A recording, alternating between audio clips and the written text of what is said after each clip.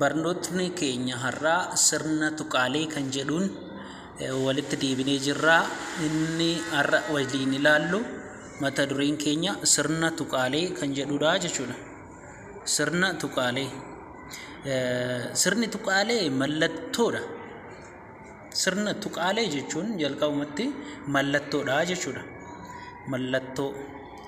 Mallattoon kuni barreeffama keenya ifa kan taasisuuf galan jechuudha. Mallattoolee barreeffama keenya ifa taasisuuf galan yeroo ta'u, inni jalqabaa sirna tuqaalee keessaa kan ilaallu tuqaadha. Tuqaa akkuma argitan mallattoon ishee kanaadha. Tuqaa jedhamti. Faayidaa tuqaa yeroo ilaallu akkuma as dubbifama kanarraa argitanitti tokko tokko wal ilaalaa deemnaa jechuudha. Hima tokko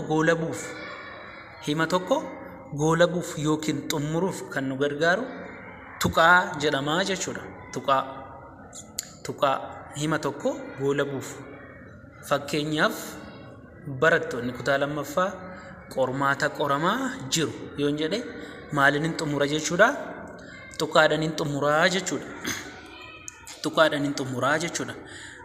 Inni biraa jechoota kontooffachiisuuf gabaajii agarsiisuudhaaf kan nu gargaaranidha. Inni lammaffaa sirna tuqaalee keessaa tuqaan gabaajii argisiisuuf. Fakkeenyaa fi biiroo barnoota Oromiyaa yoon jedhe baa tuqaa oo jedheen galmeessee barreessaa jechuudha.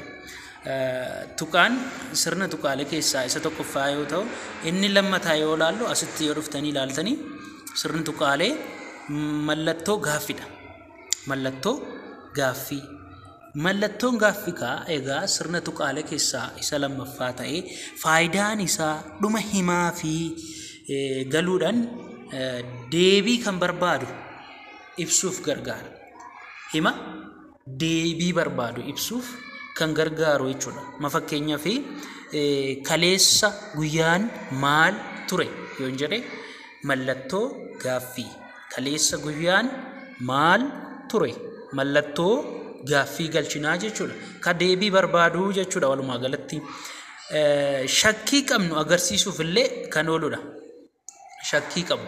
Shakkii jechuun waan sodaa waan ittiin amanne tokko argisiisuudhaaf mallattoo gaaffii fayyadamnaa jechuudha. Fakkeenyaaf maqaan kee eenyu? Mallattoo gaaffii. Boonsaan bara 1992 dhalate. Mallattoo gaaffii jechuudha. Kanaaf sirna tuqaalee keessaa gaaffiin kanaaf nu gargaaraa jechuudha. Inni sadaffaa akkuma asitti argitan mallattoo raajeffannoodha. Jala sinii muraan jira. Mallattoodha sin argisiisaan jira. Mallattoo raajeffannooti bakka bu'aansaa ishee kanaadha jechuudha. Faayidaan mallattoo raajeffannoo egaa yaada raajeffachuuf yaada tokko kan dinqisiifannu, kan ajaa'ibsiifannu, kan jajuu, kan akeekkachiisu tokko ibsuudhaaf kan nu gargaaru mallattoo raajeffannoo jedhama jechuudha. Fakkeenyaaf yaa Rabbi ka'i foddaa cufi maaloo nan bade kan jedhu kanneen kana mallattoo raajeffannoo galchuudhaan fayyadamna jechuudha. Afaan Oromoo keessatti raajeffannoon wantoota dinqisiisoo ajaa'iba ta'ee waan nama raajeffachiisu tokko itti fayyadamuuf kan nu gargaarudha jechuudha. Egaa sirna tuqaalee keessaa aga ammaatti mallattoolee yookiin tuqaalee sadii waliin ilaallee jirra. Inni arfaffaa mallattoo waraabbiiti. Mallattoo waraabbii asii jala mureera. Mata duree jala siniifa muraa. Mallattoo waraabbii kan jedhudha. Waraabbiin bifa kanaan ta'a jechuudha. Akka mul'atu kana hammattuu lamaan argisiifama. Ni waraabda waraabbii jechuudha. Ofii isaa mata duree kanarraa yeroo kaanu waraabuu kan jedhu argisiisa waan ta'eef mallattoon waraabbii egaa namni tokko dubbatee akkuma jirutti himuuf ergaa nama tokkoo jechuudha. Ergaa nama tokkoo namni tokko kanaan dura nutti dubbatee nu erge yoo ta'e deebnee nama biraa sanitti akkuma jirutti ergaa sana yoo dabarsine mallattoo waraabbii kana keessa galchinaa jechuudha. Fakkeenyaaf Jeneraal Waaqoo Guutuun gabrummaa hiddaan buqqifna dadhabnu ilmoo itti guddifna kan jedhe mallattoo waraabbii keessa keenyaa jechuudha. Mallattoo waraabbii keessa keenyee dhalootaaf akkasiin bifa kanaan yoo dabarsine kuni mallattoo waraabbii jedhamaa jechuudha. Arfaffaan sirna tuqaalee keessaa shanaffaan qoodduudha. Aga ammaatti afur waliin ilaallee jirra. Inni shanaffaan qoodduudha. Qoodduu yoo argitan kaa bifa kanaan asirra taa'ee jira. Bifa kanaan asirratti argama. Inni qoodduun immoo jechoota wal fakkaatan gargar qooduuf gargaara. Jechoota wal fakkaatoo erga tokko bakka tokkotti ibsuudhaaf yoo barbaanne isaan sana adda qoqqoonnee kaa'uudhaaf mallattoo qoodduu fayyadamnaa jechuudha. Tole fakkeenyaaf obboleessi koo inni Ameerikaa jiru maallaqa naaf erge jedhe. Fakkeenyi kun asitti argitanii qoodduu galchee jechuudha. Obboleessi koo qoodduu inni Ameerikaa jiru qoodduu maallaqa naaf erge.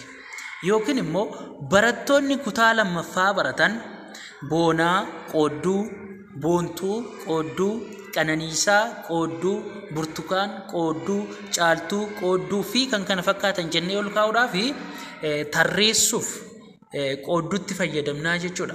Egaa barnoota kanarratti bifa salphaadhaan gabaabsee isinii ibsaa jira. Sirna tuqaalee namoonni dhaggeeffatan, namoonni sagantaa kana ilaalaa jirtanii afaan Oromoo kaa bifa adda addaadhaan viidiyoodhaan bifa kanaan isinii gadhiisaan jira waan ta'eef hundi keessan asirraa barnoota bifa salphaadhaan isinii dabarsa kan jedhu tokko yaadeetanii jechuudha. Inni ja'affaan mallattoolee keessaa buufata xiqqaa qoodduu jabaa jechuudha. Yookiin immoo qoodduu jabaa buufata xiqqaa mallattoodha yoo ilaallu bakkee kanatti akkuma argitanii buufata xiqqaa jedhama jechuudha. Buufanni xiqqaan himoota dheerina caasaa fi yeroo madaalamaa gidduu seenee hima tokko taasisuufi yeroo madaalametti gidduu galuudhaan hima sana maal godha tokko taasisa jechuudha. Maal buufanni xiqqaa. Buufanni xiqqaa maal jalatti ramadamaa? Sirna tuqaalee jalatti ramadamaa jechuudha. Fakkeenyaaf barsiisan ni dubbisa. Sirna tuqaalee galchinee barattoonni immoo ni barreeffatu jennee tuqaa taasisnaa jechuudha. Lamaan kana bakka tokko qabsiisnee ibsuudhaaf buufata xiqqaa fayyadamnaa jechuudha. Asirraa yoo ilaaltanii sirna tuqaalee keessaa buufanni xiqqaa waan lama bakka tokkotti qabnee dabarsuudhaaf nu gargaaru jechuudha. Akka fakkeenya kanarraa argitanitti. Inni ja'affaan sarara xiqqaadha. Sarara xiqqaa asitti argaa jirtu bifa kanaan ta'a. Sarara gabaabbattee barreeffamtuudha. Qarqara dhuma sararaa irratti jecha tokko osoo hin xumurre boodatti deebi'uu yoo barbaanne sarara xiqqaa kana keenye duubatti deebina. Maaliif jechuudha? Duubatti deebinee argachuu ni dandeenya. Amma gabatee gurraachatti yeroo barreessinee mata duree sana hima san barreessinee yoo xumurree osoo hin xumuriin gabateen gurraachi sun xumuran wal hagee sarara xiqqaa kaawwanneet maal goona duubatti deebinaa jechuudha. Fakkeenyaaf asirraa yoo ilaaltanii roobni waan deebi'eef beelli hame kan jedhu kana hin xumuramne hammaate jechuudha. Hame kan jedhe kun sarara xiqqaatti keenye maate kan jedhu jalatti barreeffannee jechuudha. Hammaate jedha walitti. Kanaaf sararri xiqqaa barreeffamni tokko itti fufa kan jedhu tokko argisiisuuf kan itti fayyadamnu jechuudha. Sararri dheeraa inni torbaffaa sirna tuqaalee keessaa sarara dheeraadha.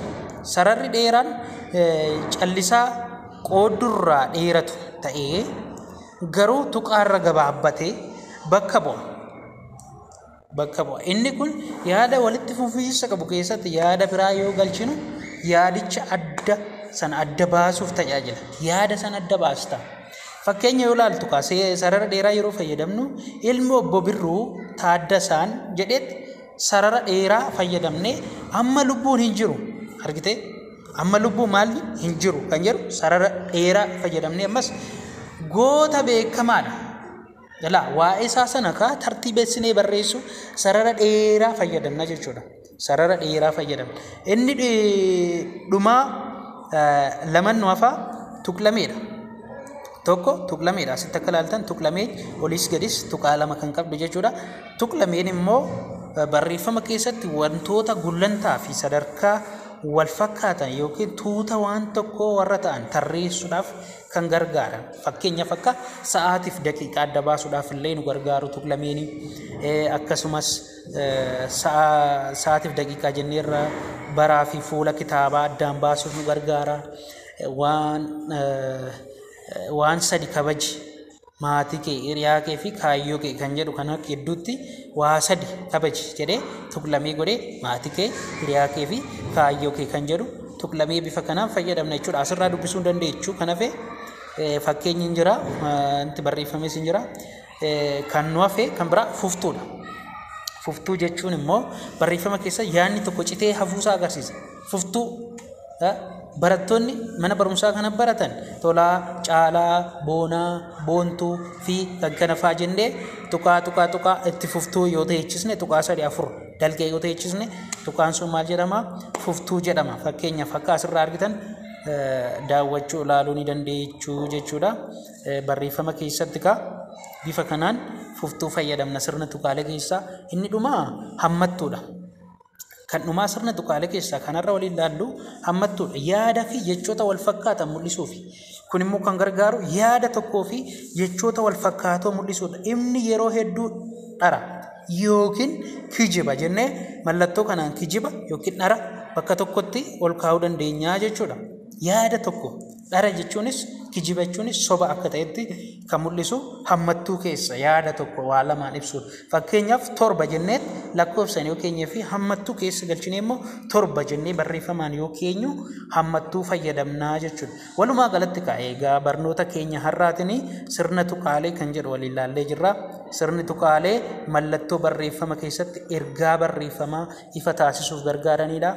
Kanneen akka tuqaa, mallattoo gaaffii, mallattoo raajeffannoo, mallattoo raabbii, qooddoo, buufata xiqqaa, sarara dheeraa, tuqlamee, fuftuu, hammattuu fi kan kana fa'aadha waan ta'eef kanneen kana waliin ilaallarraa barnoota keenya itti aanuun haga wal arginutti nagaan nuuf tura.